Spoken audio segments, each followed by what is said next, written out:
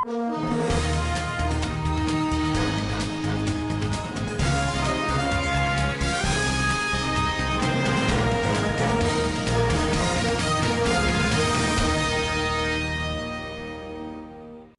State All Progressive Congress leadership congratulates new national chairman. Zamfara State Police Command foiled bandits' attack, recovered 2 AK-47 rifles. All Progressive Congress inaugurates appeal panel set for Tuesday. And on business, International Monetary Fund asks Nigeria and other countries to take advantage of personal income tax. And on foreign news, Burkina Faso civil groups protest against French military cooperation. And on sports, Super Eagles prepared for battle, says Musa. Hello there, thanks for joining us. That was the headlines for Standard Voice Television News. I am Rahma Ibrahim Dusra, and here are the news in details. The All Progressive Congress in Zamfara State has congratulated the new national chairman of the party, Senator Abdullahi Adamu, describing him as competent, who came exactly when the party was in dire need of experienced politician that is capable of roping it out of crisis. This was contained in a statement by the publicity secretary of the party, Malam Yusuf Idris, saying the state chairman, Honorable Tukur Umar Danfulani, has extended his congratulatory message to the newly elected national leadership of the party. Zainab Abdul Wasir reports. Honorable Danfulani expressed confidence in the ability of the new executive to continue to move the party forward with the new innovation and ideas, as God has blessed the new crop of leaders with youth and elders which will blend new ideas with experience. He also commended President Muhammadu Buhari, the outgone national caretaker chairman of the party's extraordinary convention planning committee, Governor Mimanabuni, his team, and all that contributed in making the just concluded national convention a big success. Honorable Danfulani expressed confidence that with Senator Abdullahi Adamu as the party's national chairman, internal democracy and party supremacy will be the guiding tools, and the party will become stronger and more formidable. I am Zainab Abdulwasi reporting for Standard Voice Television News. Zamfara State Police Command has foiled a banditry attack in Korengano village of Zafiluku government area of the state, recovered 2 AK-47 rifles. Speaking to newsmen in Gusau, the spokesperson for the command, SP Muhammad Shehu, said the police tactical operatives attached to 42 PMF Gusau had received a call that armed bandits were sighted heading towards Korengano village of Zafiluku government area with intent to attack the community. The achievement comprised the arrest of 10 suspects, including a commander to one of the notorious bandits kingpin, known as Bello Turji. Recovery of 2 AK-47 rifles during encounter with bandits in Sapi axis. Recovery of 1 motorcycle and unconditional rescue of a 60-year-old female kidnapped victim.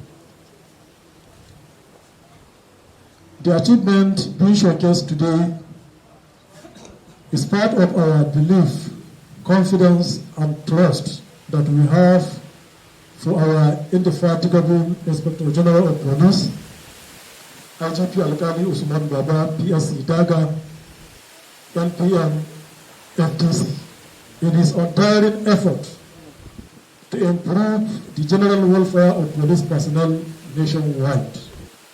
He said on receiving the information, the operatives swung into action and mobilized to the scene, where they engaged the hoodlums to an extensive gun duel. Luckily enough, the attack was repelled. One of the bandits was fatally injured while others escaped to the forest with possible gunshot wounds, while 2 AK-47 rifles were recovered at the scene. After days of negotiations and disagreements, the preferred candidate of the President, Major General Muhammadu Buhari, retired for the position of the national chairman of the All Progressive Congress, Senator Abdullahi Adamu, was ratified as the new party chairman late Saturday night. The ratification of Senator Adamu and other members of the incoming National Working Committee and zonal leaders of the party was part of activities at the convention of the party, which commenced on Saturday and ended in the early hours of Sunday at the Eagle Squares, Abuja. For more on the story, Fauzia Dosara reports. Senator Adamu, a former governor of Nasarawa State who had emerged as a consensus candidate, was not among those who initially expressed interest in the chairmanship position. However, he was later drafted into the race by the presidency and some governors. The persuasion and insistence by the president for Senator Adamu's emergence forced other aspirants for the national chairmanship position to gradually step down on Saturday. Meanwhile, facts emerged on Saturday night on how leaders of the party across the country arrived at the consensus candidates for the various party positions. The candidates who made the unity list compiled by the party leaders and various stakeholders were ratified at the convention. The list emerged shortly before the president arrived at the convention. The most prominent on the list was Senator Adamu. The consensus candidates who were assured of the support of the party leadership would form the National Working Committee of the APC for the next 4 years. One of the main tasks awaiting the NWC is to plan and oversee the party's primaries ahead of the 2023 general elections. However, on the ground, horse trading, negotiations and assurance from different camps were said to have delayed the commencement of the convention slated for 1 p.m. as different camps were said to have kicked against the emergence of some of the aspirants as consensus candidates. Fauzia Ibrahim reporting for SVTV News. The All Progressive Congress will on Tuesday inaugurate an appeal committee to address any disagreements arising from its national convention. This is just as newsmen learned that the Senate will declare the seats of the Nasarawa State West Senatorial District lawmaker, Senator Abdullahi Adamu, vacant after he emerged as the new national chairman of the APC. The Independent National Electoral Commission is expected to conduct a by-election to replace him. For more on the story, Sumaya Ibrahim reports.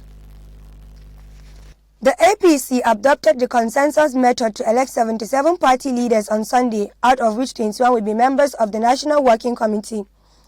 Newsmen report that most of the important positions, including the national chairman, deputy national chairman, national secretary, and national youth leader, were filled through consensus. The APC governors compiled a list of candidates for all positions and subsequently mandated all those whose names were not on the list to step down in line with the wishes of the President, Major General Muhammadu Buhari. The party promised to refund the money that the aspirants who stepped down spent on purchasing forms. However, a few aspirants refused and obtained for election instead. An 8-1 of the chairmanship aspirants, who wished to remain anonymous, said the APC had not yet set in motion the procedures for refund. He said the party has promised to refund 20 million to each of the chairmanship aspirants to step down. He added he knows it is still too soon since the convention just ended, so they are waiting for the refund. After the president inaugurated the new leadership of the party at the Eagle Square, the new chairman of the APC, Senator Adamu, promised to heal the wounds in the party. He said they shall effect lasting reconciliation among their members and they shall go into the next general elections as a strong and united party. He added that he offers his hands of friendship to all his members and he assured his colleagues an open door policy operation for all members of the party. Sumaya Dosa reporting for SVTV News. The Minority Caucus in the House of Representatives has expressed shock over the attack of the Kaduna International Airport by terrorists on Saturday. The caucus said this horrific development is another frightening commentary of the apparent collapse of their national security and intelligence gathering coordination under the incompetent All Progressive Congress administration. Terrorists numbering over 200 had on Saturday invaded the Kaduna International Airport located in Igabi local government area of the state, disrupting operation and killing one security personnel of the Nigerian Airspace Management Agency. The attack caused panic at the airport and reportedly grounded a Lagos-bound Asman aircraft scheduled to take off at 12:30 p.m.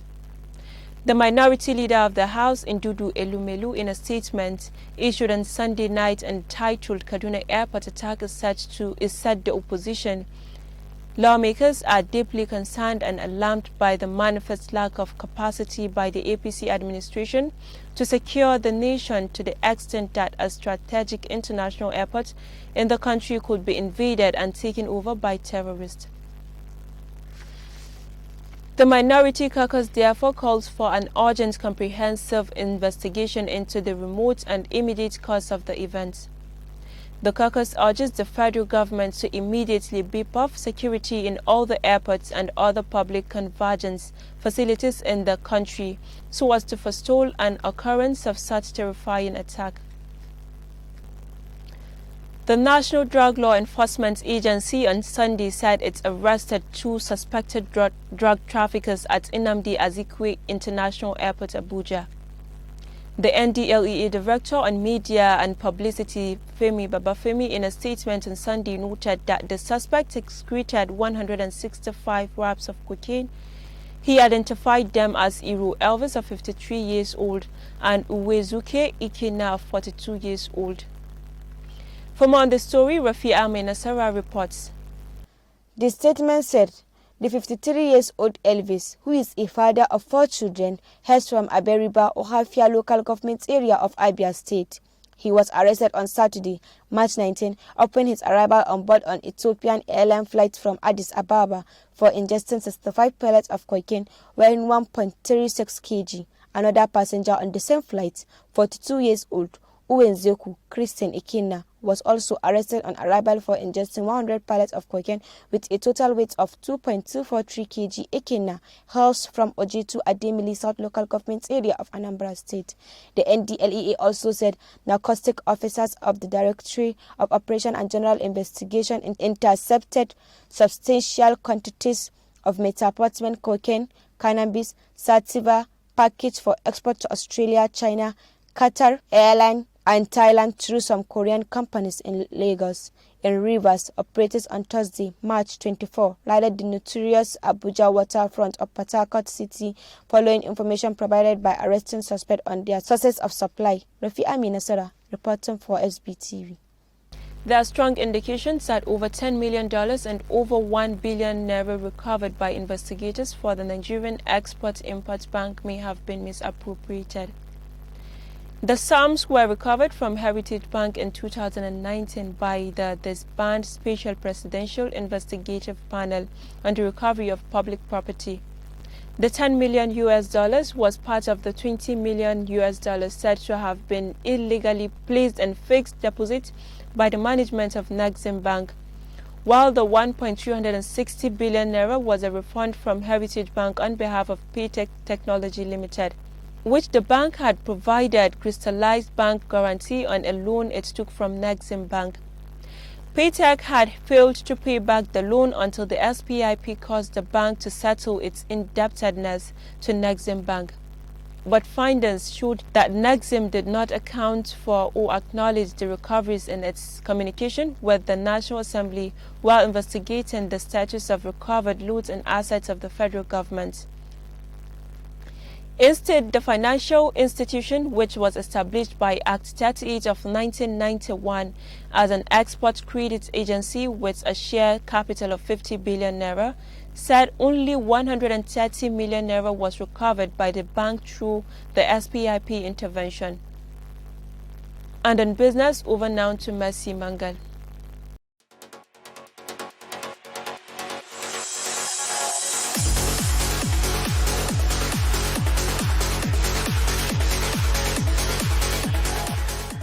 The International Monetary Fund has advised Nigeria and other developing countries to explore the revenue potentials of personal income tax. According to the IMF, personal income tax is a viable source of revenue that has the potentials of boosting the local economy.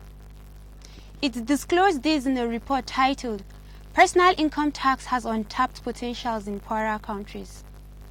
The Washington-based lender added that governments aiming to achieve lasting economy recovering from the pandemic must focus on increasing their revenue source.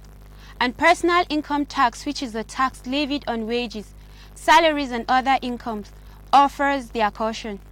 The IMF said, in 2 decades preceding the pandemic, income tax revenue more than doubled in low-income countries, rising from the equivalent of 1% of GDP to 2.1%, while emerging markets saw an increase from 2.1% to 3.1%.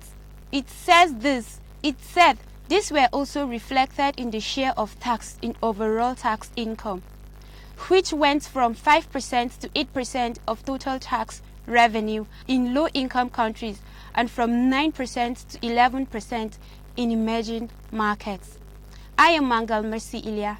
Many thanks for watching and do have a lovely day. And on international news,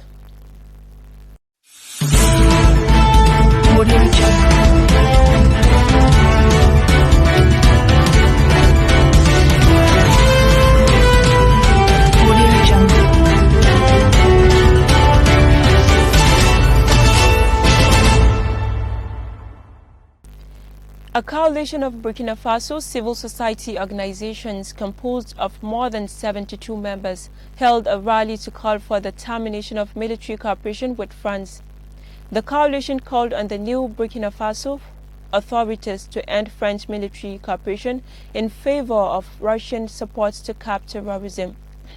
Somaila Nana, Secretary General of the organization, said they contest the installations of foreign armed forces that no longer deserve their trust on their soil, saying they demand the cancellation of the colonial agreements they have kept in stalements for years.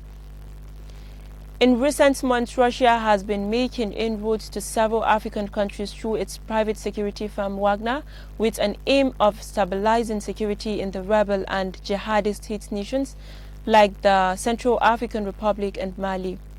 The Fasut Lagam Tabazaka Coalition, which brings together several civil society organizations, according to its leaders, was created in the aftermath of the January 24th coup against President Roch-Marc Christian Kabore. And on sports news,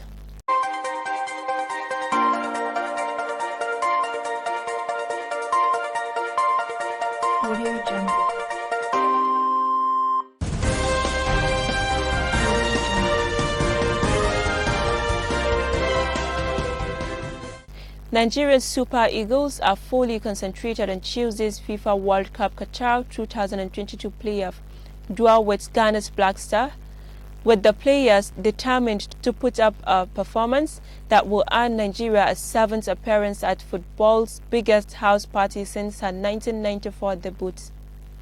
Super Eagles captain Ahmed Musa made this known in an interview with newsmen. Nigeria have been at every FIFA World Cup final since 1994, by the 2006 edition in Germany, and reached the round of 16 in USA in 1994, France 1998 and Brazil 2014. The last time both countries were involved in the FIFA World Cup qualifying was in 2001, when they finished 0-0 in Accra and Nigeria swept aside their visitors 3-0 in Port Harcourt in July 2001 to qualify for Korea and Japan. Captain Ahmed Musa told newsmen that all the players, including himself, want to go to the World Cup. He said it is very important because it could be his last World Cup. Ghana paced the pitch, but Nigeria created more chances in a high-octane first leg at a parasemic Babayara Stadium in Kumasi on Friday. Both teams failed to score in a 0-0 scoreline. That's all for today's package, but before we go, a quick look at the major headlines. Zamfara State All Progressive Congress leadership congratulates new national chairman. Zamfara State Police Command foiled bandits' attack, recovered 2 AK-47 rifles. All Progressive Congress inaugurates appeal panel set for Tuesday. And on business, International Monetary Fund asks Nigeria and other countries to take advantage of personal income tax. And on foreign news, Burkina Faso civil groups protest against French military cooperation. And on sports, Super Eagles prepared for battle, says Musa. On behalf of the production crew, head of news and current affairs, I still remain Rahma Ibrahim Dusar. Do have a nice day and keep watching Standard Voice Television.